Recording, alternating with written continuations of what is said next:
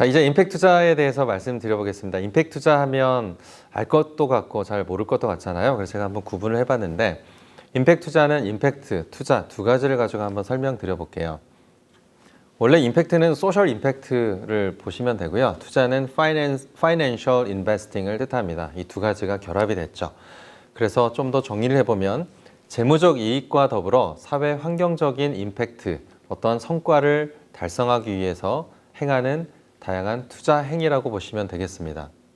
임팩트 투자가 가진 특성들이 있는데요. 어떤 특성이 있는지 보게 되면 하이 리스크, 안전한 투자는 아닐 수가 있습니다. 투자는 손실을 원래는 전제로 하고 있잖아요.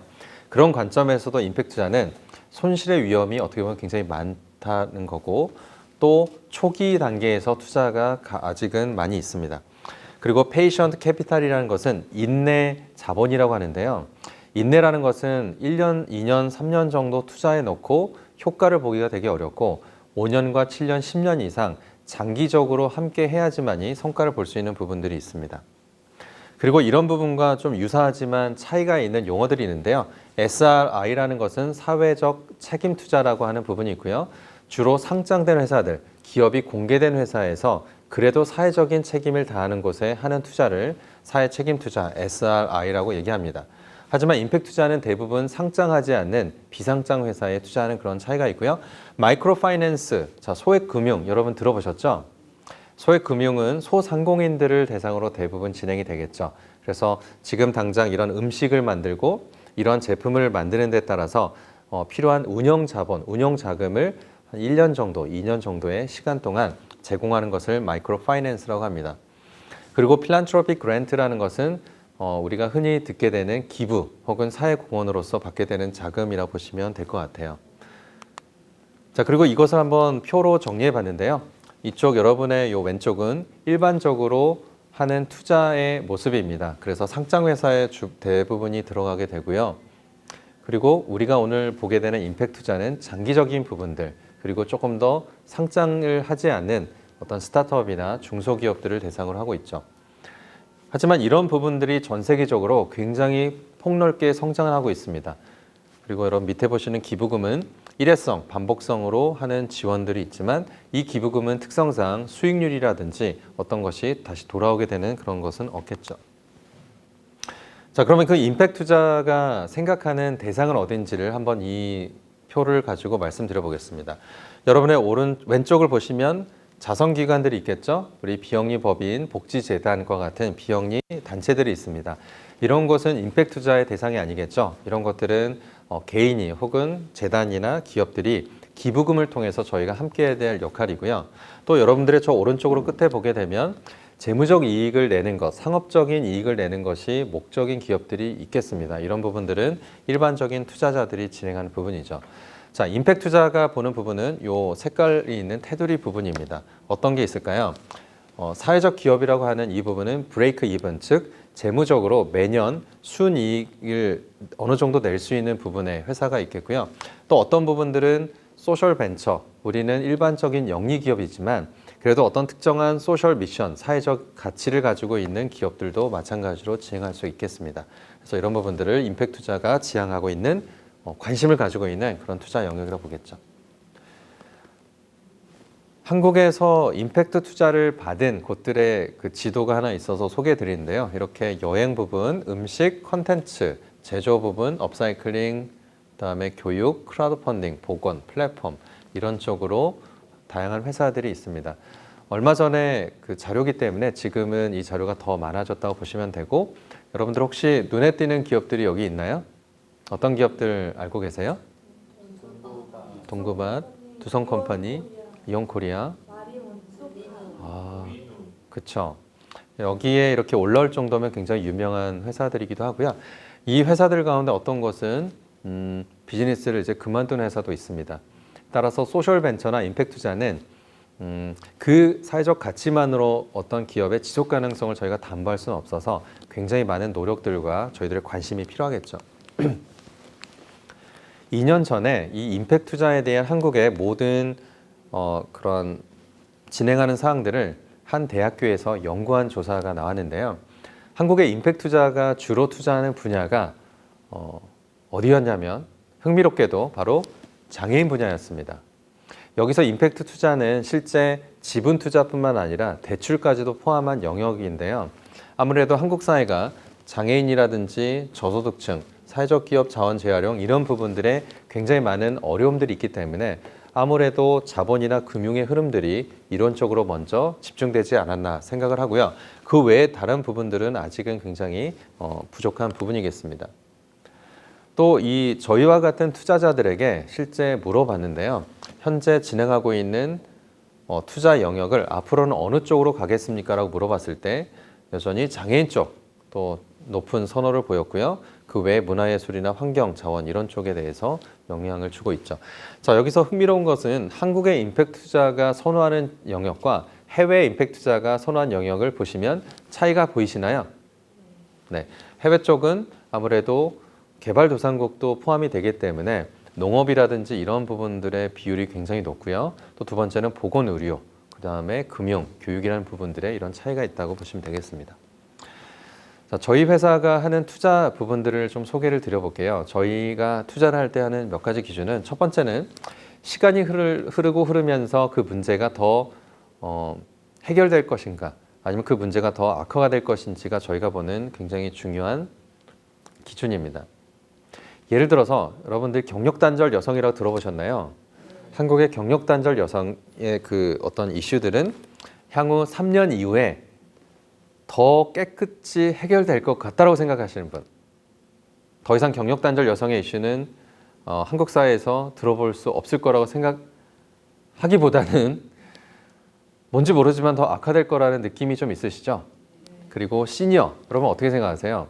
한국은 고령화 사회로 이미 접어들었습니다. 자, 그런 관점에서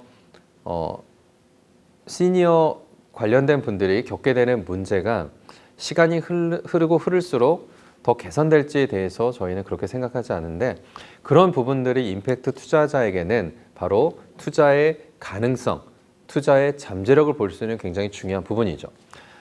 자, 두 번째는 현재의 해결책으로는 지속 가능한 문제 해결이 어려운 분야가 있습니다. 예를 들어서 북한 이탈 주민 같은 분야는 현재 한국에 3만 1,000명 정도가 계신데요. 3만 1,000명 정도는 한국에서 굉장히 의미가 없는 숫자입니다. 그러다 보니까 이분들이 굉장히 많은 소외가 되어 있고 그리고 지금 정책이나 다양한 구조를 통해서 북한 이탈 주민분들을 돕는 그런 접근은 이분들에게 효과적이지 않다라는 것들이 많이 나오고 있어요. 그 이유 중에 하나는, 그 결과 중에 하나는 북한 이탈 주민분들의 자살률이 일반 한국 사람들의 자살률보다 4배 이상 높습니다. 자, 이런 부분들은 지금 북한 이탈 주민들을 돕는 다양한 지원 정책이 효과적이지 않다라는 부분들을 보여주고 있는데요. 사실 이런 부분들은 북한 이탈 주민은 앞으로 한국과 또 북한과의 관계에 따라서 또 새로운 기회가 될 수 있겠죠. 저희는 이런 부분에 투자를 합니다. 마지막으로는 예방적 효과를 지금 당장 투자를 했을 때 작은 금액의 투자가 향후 더 큰 어떠한 효과를 낼 수 있는 부분들이 있다면 저희는 이런 부분들을 투자하는데요. 제가 구체적인 사례 한번 말씀드려 볼게요. 우주라는 기업이 있는데요. 혹시 들어보셨나요? 네, 지금은 쉐어하우스 부분에 한국에서 그래도 가장 잘 나가는 1위 업체가 되었습니다. 이 기업을 만났던 때가 2013년인데요. 처음 이 대표님이 창업자가 저희에게 사업 계획서를 가지고 왔을 때 아직 오픈하기 되게 직전이었습니다. 그래서 문서상으로만 봤던 회사죠.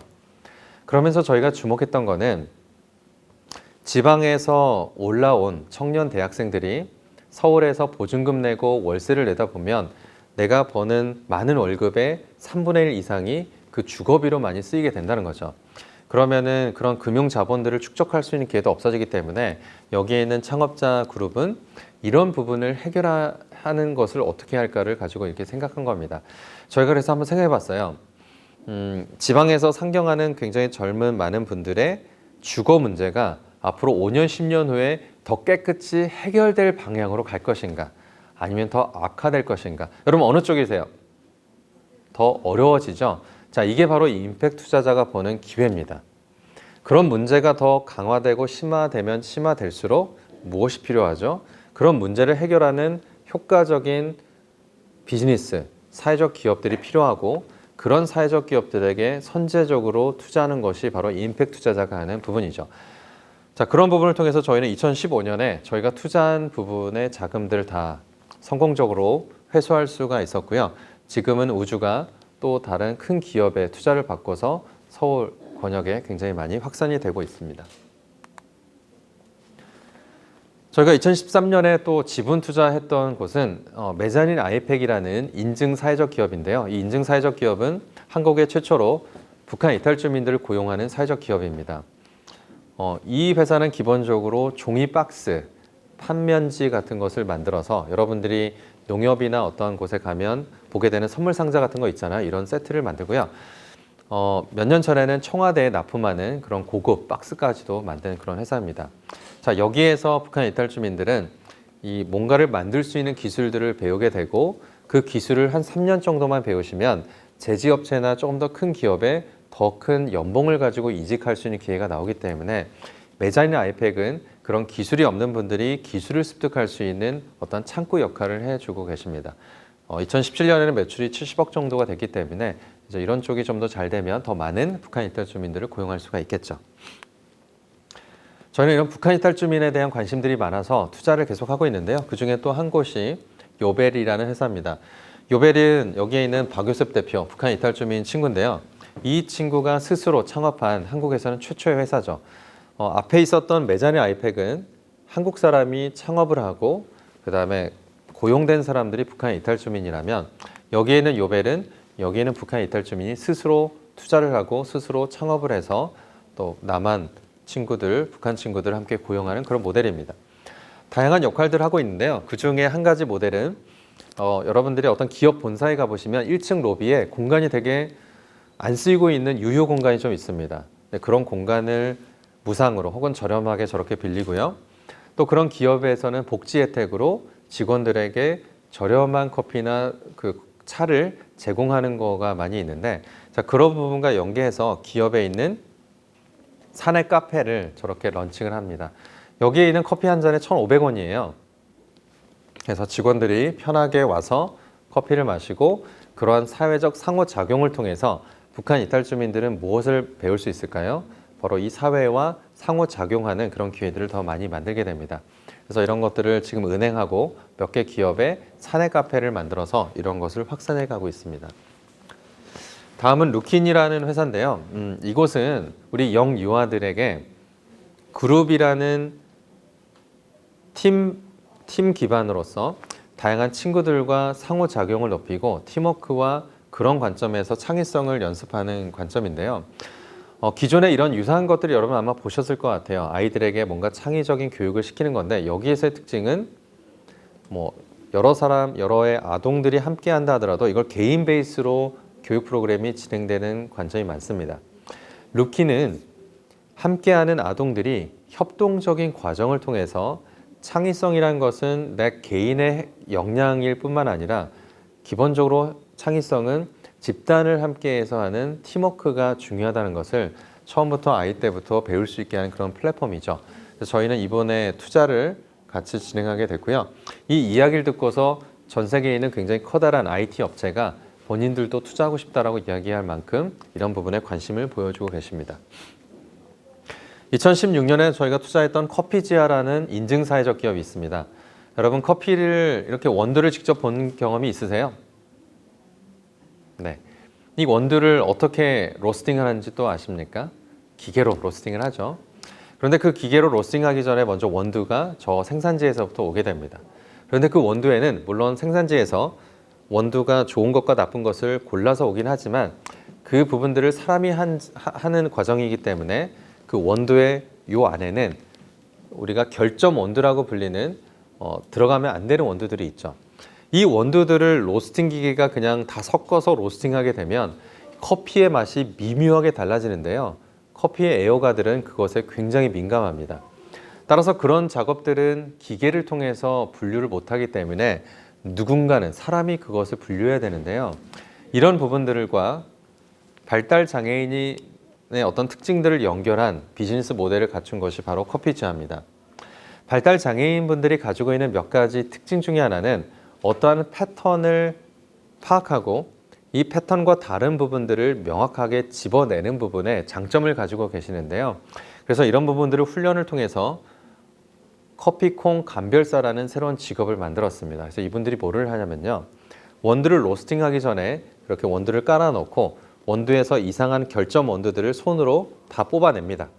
그리고 그것을 기계에 로스팅을 하고 로스팅을 한 다음에 어떤 것은 조금 더 많이 탄 원두들이 있잖아요. 이것을 두 번째로 이 커피콩 감별사 발달 장애인분들이 또 손으로 하나 꼼꼼하게 하나하나 이걸 빼는 거죠.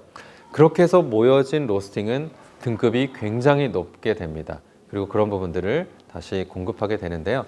이런 것을 통해서 발달 장애인에게 부족했던 일자리가 새롭게 만들어지고 또 커피를 많은 사람들이 소비하면 소비할수록 발달 장애인들의 일자리가 연결이 되는 이런 부분들에 저희가 주목해서 이런 곳에 저희가 또 투자를 진행했죠.